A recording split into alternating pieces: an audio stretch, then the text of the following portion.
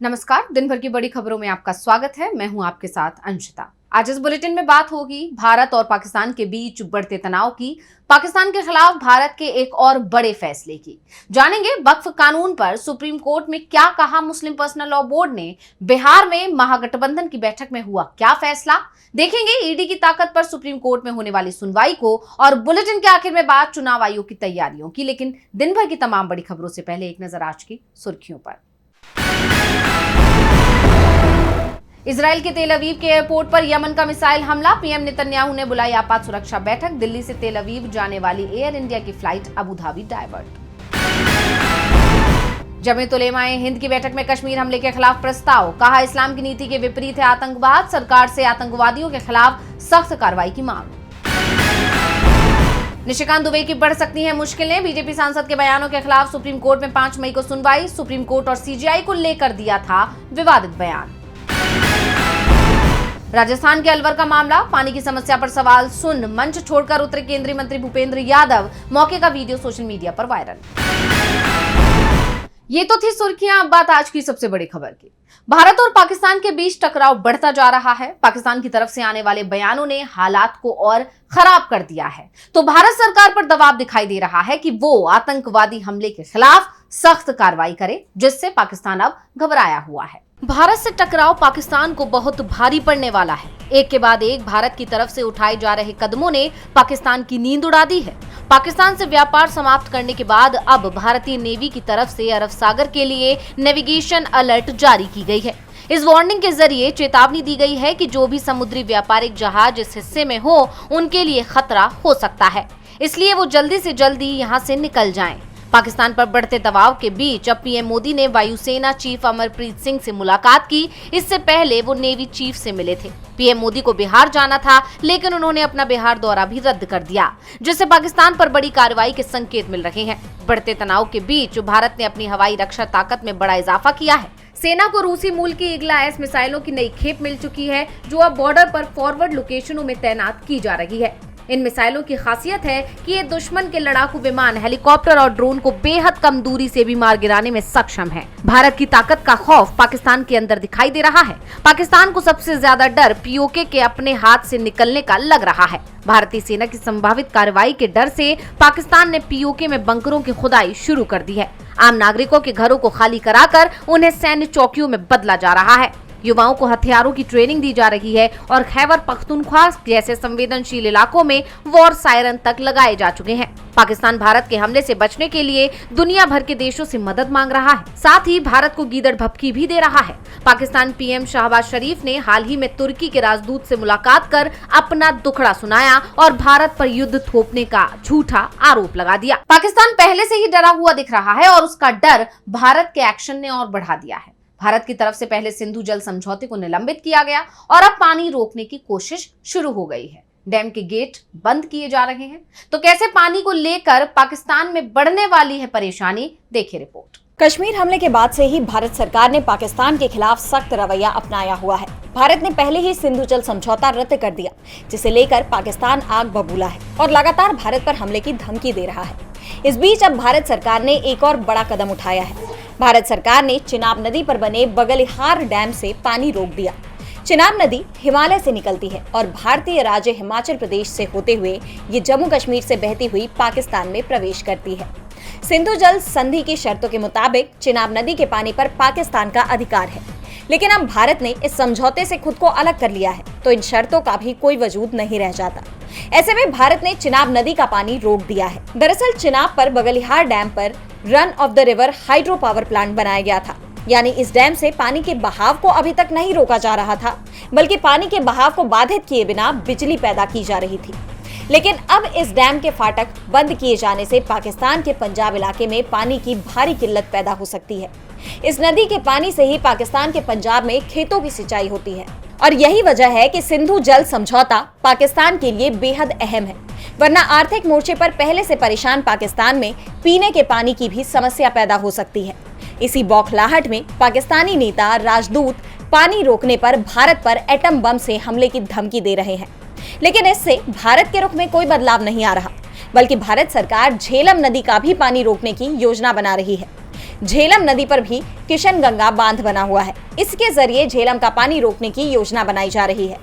साफ है, पाकिस्तान में बड़ा संकट खड़ा होने वाला है। चिनाब का पानी रोक दिया गया है, झेलम का पानी भी रोके जाने की तैयारी है, यानी पाकिस्तान को बूंद बूंद के लिए तरसाने की तैयारी शुरू हो गई है। अब पाकिस्तान की परेशानी तो बढ़ ही रही है, तो भारत में वक्फ कानून को लेकर मोदी सरकार की भी परेशानी बढ़ने वाली है। 5 मई को सुप्रीम कोर्ट में सुनवाई होनी है और उससे पहले मुस्लिम पर्सनल लॉ बोर्ड की तरफ से कोर्ट में एक हलफनामा दायर किया गया है। तो क्या है इसमें खास, देखिए रिपोर्ट। वक्फ कानून के खिलाफ मुस्लिम समुदाय का विरोध लगातार जारी है। मुस्लिम संगठन सुप्रीम कोर्ट से इस कानून को रद्द करने की मांग कर रहे हैं। सुप्रीम कोर्ट 5 मई को इस मामले में अगली सुनवाई करेगा। इससे पहले सभी पक्षों ने कोर्ट में अपने हलफनामे दायर किए, लेकिन केंद्र की तरफ से दायर हलफनामे पर सवाल उठ रहे हैं। All India Muslim personal law board यानी AIMPLB ने सुप्रीम कोर्ट में दायर अपने हलफनामे में बताया कि पोर्टल पर दिख रही सभी प्रॉपर्टियां 2013 में ही रजिस्टर हुई थी, लेकिन केंद्र के हलफनामे में ये बात न होने पर बोर्ड ने इसे झूठा हलफनामा करार दिया है। AIMPLB ने सरकार के हलफनामे में आंकड़ों की हेराफेरी के आरोप लगाए। बोर्ड ने कहा कि सरकार का वक्फ संपत्तियों में बढ़ोतरी का दावा पूरी तरह से गलत है।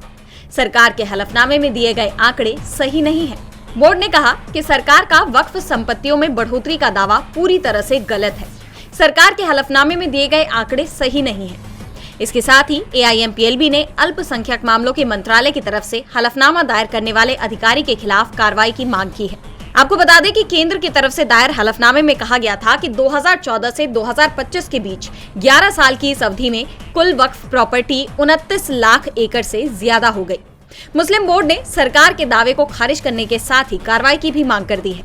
All India Muslim personal law board लगातार वक्फ कानून के खिलाफ प्रदर्शन कर रहा है। अब ऐसे में सबकी नजरें सुप्रीम कोर्ट के फैसले पर टिकी हुई हैं। वक्फ कानून पर मोदी सरकार मुश्किल में दिख रही है, तो महागठबंधन भी उसकी मुश्किल बढ़ाता दिखाई दे रहा है। बिहार विधानसभा चुनाव को लेकर महागठबंधन की पटना में एक बैठक हुई और इस बैठक में सीट बंटवारे से लेकर CM फेस पर चर्चा हुई। तो क्या फैसले हुए महागठबंधन की बैठक में, जिससे बीजेपी दिख रही है चिंता में, देखिए रिपोर्ट। बिहार में साल के आखिर में विधानसभा चुनाव होना है, जिसे लेकर पटना में महागठबंधन के प्रमुख नेताओं की तीसरी अहम बैठक हुई। दीघा आशियाना रोड स्थित दीघा रिजॉर्ट में हुई इस बैठक में RJD, कांग्रेस, VIP और वाम दलों के नेता शामिल हुए, जिसमें बिहार विधानसभा चुनाव की तैयारियों को लेकर रणनीति बनाई गई। बैठक में कोऑर्डिनेशन कमेटी के अध्यक्ष तेजस्वी यादव, कांग्रेस प्रभारी कृष्णा अल्लावरू, कांग्रेस प्रदेशाध्यक्ष राजेश राम, VIP प्रमुख मुकेश सहनी और वाम दलों के नेताओं ने हिस्सा लिया। सभी दलों ने हर जिले में चुनावी रणनीति, आपसी तालमेल और समन्वय पर चर्चा की। इसके साथ ही बैठक में कार्यकर्ताओं को जिम्मेदारियां सौंपी गई। हालांकि जानकारी के मुताबिक इस बैठक में CM फेस को लेकर अभी कोई अंतिम फैसला नहीं हो पाया है। बैठक के बाद मुकेश सहनी ने मीडिया से बात करते हुए कहा कि कोई कंफ्यूजन नहीं है, जिनके पास वोट है, जिनके पास ताकत है, वही व्यक्ति लीड करेंगे। हमारा एजेंडा साफ है, महागठबंधन की सरकार बनाना। मौजूदा सरकार नीतीश कुमार के नेतृत्व में नहीं, बल्कि नौकरशाहों की ओर से चलाई जा रही है। हर स्तर पर भ्रष्टाचार हो रहा है।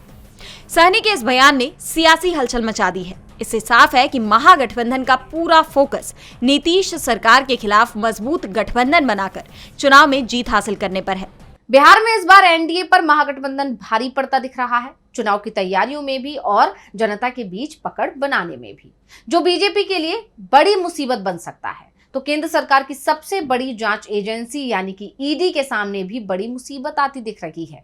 उसकी शक्तियों को लेकर सुप्रीम कोर्ट सुनवाई कर रहा है। तो कब है सुनवाई, देखिए रिपोर्ट। प्रवर्तन निदेशालय यानी ED की कार्रवाइयों को लेकर लंबे समय से उंगलियां उठती रही हैं। सर्वोच्च न्यायालय भी कुछ मौकों पर उसके अधिकारियों को फटकार लगा चुका है कि वे धन शोधन के मामलों में गिरफ्तारियां तो खूब करते हैं, लेकिन उनमें दोष सिद्धि की दर बहुत कम है। यानी सुप्रीम कोर्ट ED के काम करने के तरीके से नाराज है और अब ED की मुश्किलें और बढ़ सकती हैं। सुप्रीम कोर्ट की तरफ से ED को मिली शक्तियां वापस ली जा सकती हैं। ऐसा इसलिए कहा जा रहा है क्योंकि अब मामले में 7 मई को सुनवाई होने जा रही है। खास बात यह भी है कि सुप्रीम कोर्ट ने prevention of money laundering act के तहत ED को दिए पावर पर पुनर्विचार करने के लिए नई बेंच का गठन किया है, जिसमें जस्टिस सूर्यकांत, जस्टिस उज्जवल भुइयां और जस्टिस N कोटेश्वर सिंह शामिल है। बेंच 7 मई को सुनवाई करेगी। पहले ये मामला जस्टिस सूर्यकांत, जस्टिस भुइयां और जस्टिस CT रवि कुमार की बेंच के सामने लंबित था, लेकिन रवि कुमार 5 जनवरी को रिटायर हो गए थे। बता दें कि सर्वोच्च न्यायालय ने 27 जुलाई 2022 के अपने फैसले में पीएमएलए के तहत गिरफ्तारी, तलाशी और धन शोधन में शामिल संपत्ति की कुर्की व जब्ती की ईडी की शक्तियों को बरकरार रखा था। इसके बाद सुप्रीम कोर्ट में फैसले पर पुनर्विचार करने का अनुरोध करते हुए याचिकाएं लगाई गई। याचिकाओं पर सुनवाई करते हुए अगस्त 2022 में शीर्ष अदालत ने जुलाई 2022 के अपने फैसले पर पुनर्विचार के अनुरोध वाली याचिका पर सुनवाई करने पर सहमति जताई थी। न्यायालय ने कहा था कि दो पहलुओं प्रवर्तन मामला सूचना रिपोर्ट यानी ECIR प्रदान नहीं करना और निर्दोष की धारणा को उलटना, इस पर प्रथम दृष्टया पुनर्विचार की जरूरत है। अब 7 मई को नई बेंच मामले में सुनवाई करने जा रही है, तो देखना यह होगा कि फैसला क्या आता है। ईडी की ताकत की कोर्ट समीक्षा करेगा। वैसे भी ईडी पर आरोप लगते रहते हैं कि वो विपक्ष के नेताओं को परेशान करती है, तो सत्ता पक्ष को लेकर उसका रुख नरम रहता है। ऐसे में सुप्रीम कोर्ट के रुख का असर एनडीए सरकार पर भी पड़ना तय माना जा रहा है और जिस पर अपने भी अब गंभीर आरोप लगा रहे हैं। केंद्रीय मंत्री जीतन राम मांझी ने तो बिहार की एनडीए सरकार पर भ्रष्टाचार के ही आरोप लगा दिए। तो क्या कहा है मांझी ने, देखें रिपोर्ट। केंद्रीय मंत्री जीतन राम मांझी ने बिहार की एनडीए सरकार पर एस्टीमेट घोटाले का गंभीर आरोप लगाकर सियासी तूफान खड़ा कर दिया है। एक कार्यक्रम में मांझी ने कहा कि बिहार में विकास योजनाओं में भारी भ्रष्टाचार हो रहा है। उन्होंने दावा किया कि 10 रुपए के काम का एस्टीमेट 1000 रुपए में तैयार किया जाता है और फिर भी काम पूरा नहीं होता। मांझी ने कहा कि 10 के काम में भी खाने वाला अपना हिस्सा खा जाता है और 990 रुपए का कोई हिसाब ही नहीं रहता। उन्होंने सरकार से इस घोटाले की जांच और सख्त कार्रवाई की मांग की। साथ ही बचे हुए पैसों को बच्चों के कल्याणकारी कार्यक्रमों में लगाने का सुझाव दिया। मांझी का यह बयान बिहार की एनडीए सरकार के लिए असहज स्थिति पैदा करता है, क्योंकि उनकी पार्टी हिंदुस्तानी अवाम मोर्चा एनडीए की सहयोगी है। मांझी के बेटे संतोष सुमन नीतीश कुमार की सरकार में अनुसूचित जाति जनजाति कल्याण मंत्री हैं। ऐसे में मांझी का अपनी ही सरकार पर भ्रष्टाचार का आरोप एनडीए के भीतर तनाव का संकेत देता है। ये बयान 2025 के बिहार विधानसभा चुनाव से पहले सियासी हलचल को तेज कर सकता है। मांझी के आरोप ग्रामीण कार्य विभाग, सड़क निर्माण और बुनियादी ढांचा परियोजनाओं में कथित लागत वृद्धि की ओर इशारा करते हैं, जिससे सरकार की पारदर्शिता पर सवाल उठ रहे हैं। और बुलेटिन के आखिर में बात चुनाव आयोग की तैयारियों की। पिछले कई चुनावों से चुनाव आयोग की निष्पक्षता और पारदर्शिता पर सवाल उठे। कभी वोटर लिस्ट की गड़बड़ी का मामला आया, कभी ईवीएम से छेड़छाड़ का। महाराष्ट्र और हरियाणा चुनाव में तो मतदान प्रतिशत एकदम से बढ़ने के आरोप भी लगे। ऐसे तमाम आरोपों के बीच अब चुनाव आयोग ने एक बड़ा बदलाव किया है और ये बदलाव डिजिटल है और इससे करीब 100 करोड़ वोटर्स पर असर पड़ेगा। देखेंगे रिपोर्ट। चुनाव आयोग ने वोटर्स, चुनाव अधिकारियों और राजनीतिक दलों के लिए एक बड़ा डिजिटल बदलाव करने का फैसला लिया है। आयोग बहुत जल्द ECI नेट नाम से एक सिंगल प्लेटफॉर्म ऐप लॉन्च करेगा, जो चुनाव संबंधी सभी सेवाओं को एक जगह पर उपलब्ध कराएगा। ये ऐप चुनाव आयोग की मौजूदा 40 से ज्यादा मोबाइल और वेब एप्लीकेशंस को एक साथ कर देगा। ECI नेट ऐप को खास तौर पर बेहतर यूजर इंटरफेस और सरल यूजर एक्सपीरियंस के साथ तैयार किया जा रहा है, जिससे मतदाता और अधिकारी बिना किसी झंझट के चुनाव से जुड़ी हर जानकारी तक पहुंच सके। ECI नेट के बाद बार बार अलग अलग ऐप्स डाउनलोड करने और पासवर्ड्स याद रखने की जरूरत नहीं पड़ेगी। बता दें कि मुख्य चुनाव आयुक्त ज्ञानेश कुमार ने इसी साल मार्च में हुई मुख्य निर्वाचन अधिकारियों की बैठक में ऐसे एक प्लेटफॉर्म को बनाने का सुझाव रखा था। ECI नेट के जरिए उपयोगकर्ता अब अपने मोबाइल या डेस्कटॉप से ही जरूरी चुनावी जानकारी तक पहुंच पाएंगे। खास बात यह है कि इस ऐप पर अपलोड की जाने वाली सभी जानकारियां केवल अधिकृत चुनाव अधिकारी ही दर्ज करेंगे, जिससे डेटा की सटीकता बनी रहेगी। इस नई पहल के तहत चुनाव आयोग voter helpline app, voter turnout app, C vigil, Suvidha 2.0, ESMS, Saksham और KYC ऐप जैसे पॉपुलर ऐप्स को भी ECI नेट में मर्ज कर देगा। गौरतलब है कि इन ऐप्स को अब तक 5.5 करोड़ से ज्यादा बार डाउनलोड किया जा चुका है। ECI नेट से न केवल 100 करोड़ से ज्यादा मतदाताओं को सुविधा होगी, बल्कि देश भर के 10.5 लाख बूथ लेवल अफसर, 15 लाख राजनीतिक एजेंट्स, 45 लाख से ज्यादा पोलिंग अधिकारी, 15,597 assistant electoral registration officer, 4,123 electoral registration अफसर और 776 जिला चुनाव अधिकारी भी इससे जुड़ेंगे। ECI नेट ऐप के जरिए दी जाने वाली सभी सेवाएं और डेटा चुनाव आयोग द्वारा तय जन प्रतिनिधित्व नियम 1950 और 1951, निर्वाचन नियम 1960 और चुनाव प्रक्रिया नियम 1961 के अंतर्गत ही संचालित होंगे। तो आज इस बुलेटिन में इतना ही। आप देखते रहिए DV लाइव। नमस्कार।